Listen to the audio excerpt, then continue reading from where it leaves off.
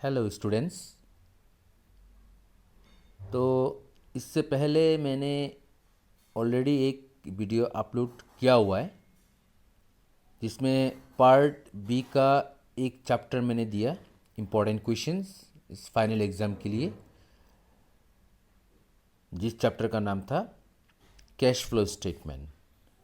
इसी तरह part B से कुछ और चैप्टर में देने वाला हूँ, थ्योरी। ओके, तो आप लोग इस क्वेश्चन को अच्छे से पढ़िएगा और मैंने जो क्वेश्चन नहीं दिया वो सब भी पढ़ो। ओके, ये पढ़ने से अच्छा मार्क आ जाएगा, बट अगर 100 मार्क्स किसी को चाहिए तो जितना भी थ्योरी है सब पढ़ना पड़ेगा बुक में। ओके, तो this is your part B, unit number 2, issue and redemption of debenture. The first question, what is mean by what is mean by debenture, what are its features, what are the different types of debenture, and explain any 6 point distinction between shares and debenture। ये जो question number 1 है, ये यहाँ में से एक question I गई।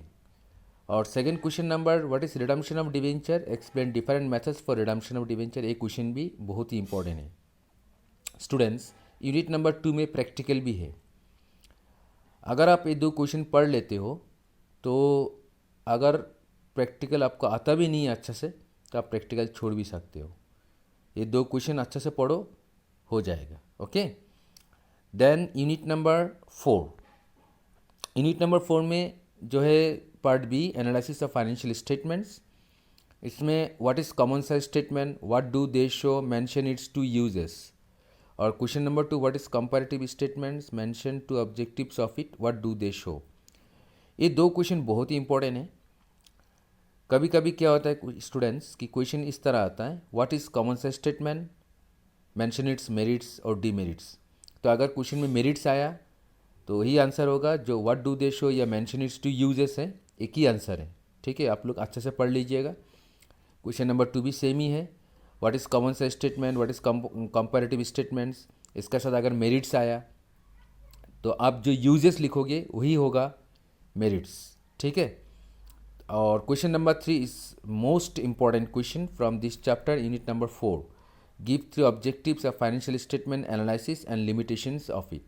तो क्वेश्चन नंबर 3 में आपको ऑब्जेक्टिव्स पढ़ना है और साथ में लिमिटेशन पढ़ना है financial statement analysis. Okay, then part B, unit number 3, draft a format of revise balance sheet of a company, main headings only. This is very very important question. इसमें आपको फॉर्मेट बनाना है बैलेंस शीट का company का।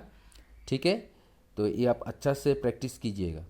Then question number 2, what are contingent liabilities, mention two items included under this head. Next question number 3, explain the limitation of financial statement. और question number 4, what who are the users of financial statements, what type of information provided by it, explain. ये सब क्वेश्चन आप पढ़ लीजिएगा। This is unit number 3 part B, जिस chapter का नाम है फाइनेंशियल स्टेटमेंट। तो फाइनेंशियल स्टेटमेंट में कोई प्रैक्टिकल है नहीं, सिर्फ थ्योरी ही पढ़ना है।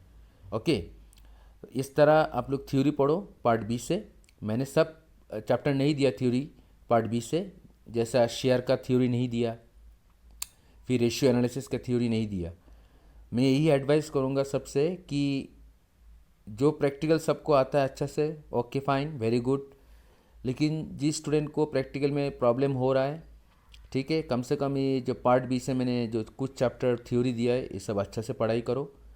और प्रैक्टिकल कम से कम पार्ट बी से शेयर चैप्टर का प्रैक्टिकल अच्छा से करो।